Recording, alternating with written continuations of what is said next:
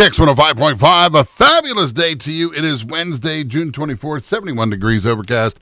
And as he joins us about 10 minutes till 8 o'clock every Wednesday, it is Mike Barrett from Barrett Insurance Agency. Good morning, Mike. Good morning. A wonderful day, even though it's raining. And it actually leads me into what I wanted to talk about with you this morning. Good. We have had flooding here at the radio station in the past. I'm sure that you deal with probably a lot of water damage in homes because we live in Vermont.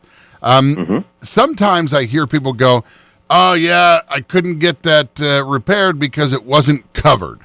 Now, here's my question for you. Do you tell people if you want that, it's extra, or do you just sell them a policy and then go, when they come back and, oh, I'm sorry, that wasn't something that I talked about or covered? It seems to me that the insurance agents would be like, let me tell you all the choices and options, because it's not just sort of a, if you have water damage, you're covered. And that is not the case, my understanding. Is that correct?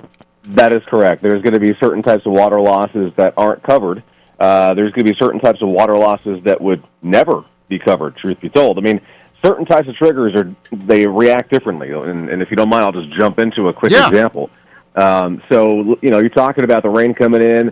If you're inundated with rain and you have a basement prone to getting water, that's called groundwater seepage. Guess what? Groundwater seepage is excluded on a homeowner policy. Now, how do I try to fix that? Well, there is the opportunity to add backup of sewers and drains coverage. So then we go back to that water that's coming in through the inundation of rain. If you had a drainage system or a sump pump that failed, then there would be a trigger of coverage.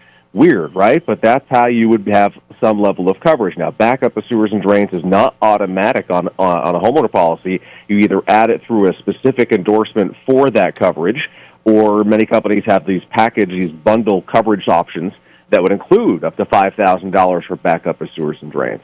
Backup of sewers and drains is most commonly going to be if the town or septic to your house, the supply comes back in and backs up into your basement, which can be costly and messy, and of course needing proper remediation. So it's kind of a slippery slope, because then if we go back to the water coming into the house, how would you ever be able to get coverage if it's not available?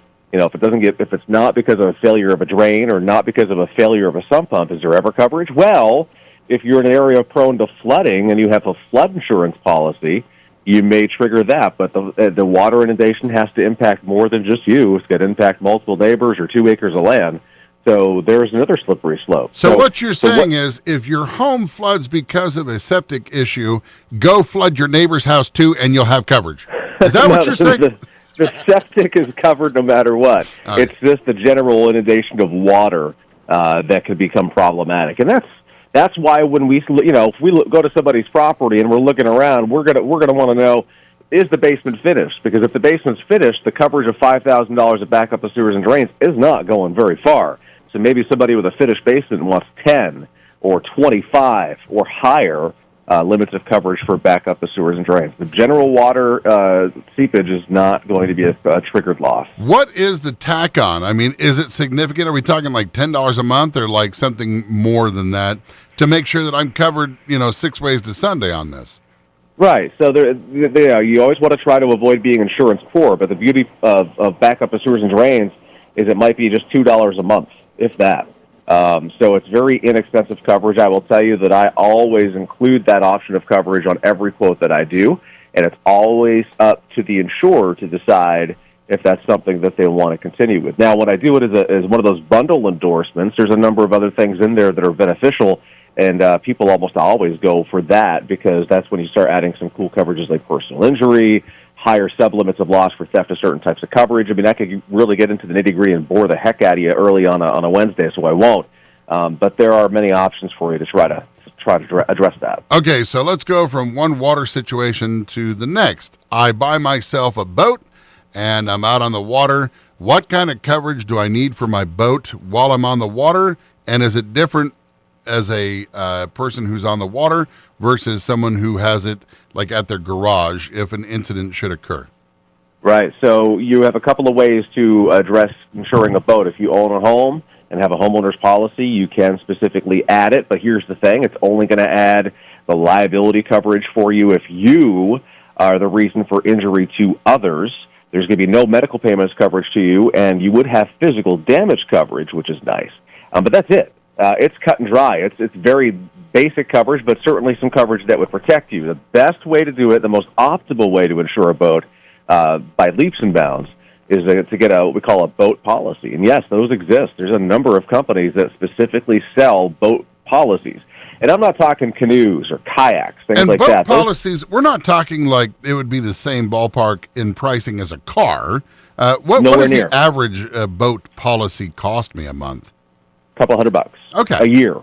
$200 a year. Oh, really? So maybe 10, 20, $30 a month. And that's very common. And the beauty of it is that those types of policies, you mentioned if it's going to mirror the same cost. It's not, but it's going to mirror the same coverage. That's when you're going to have liability, which is what you'd have on your homeowner, but then you're also going to have uninsured motorist liability. So let's say you're on some busy waters and another person with a boat hits you with either no insurance or not enough insurance. You would have the uninsured motorist protection that's available on that policy, which is similar to an auto. You can get medical payments coverage, so if anybody, for any reason, on the boat sustains an injury, there'd be medical payments coverage to help you. There's on-water towing, which I think that's kind of moot for our waters, but maybe for Lake Champlain and for bigger waters, that could be beneficial. Some companies even offer breakdown coverage for the motor. I mean, there's a really awesome way to go through and look at the coverages, and of course, you still get the physical damage coverage on the boat as well. It sounds like you actually have some policies that are better than somebody's listening right now and going, wait, they have a policy for that? I should be a part of that because they've broken down, because they've had an engine issue, because somebody without insurance has hit their boat before, and whatever they had just didn't cut the mustard. If you want to talk boats, you want to talk about flooding, you want to talk about your policy, you want to talk about change, you want to talk about saving money and covering yourself the best you can, talk to Mike Barrett at Barrett Insurance Agency in St. Johnsbury. You could do so by calling 748-5224. You can visit us on Portland Street in St. Johnsbury. You can get a free online home or auto quote on our website, thebarrettagency.com.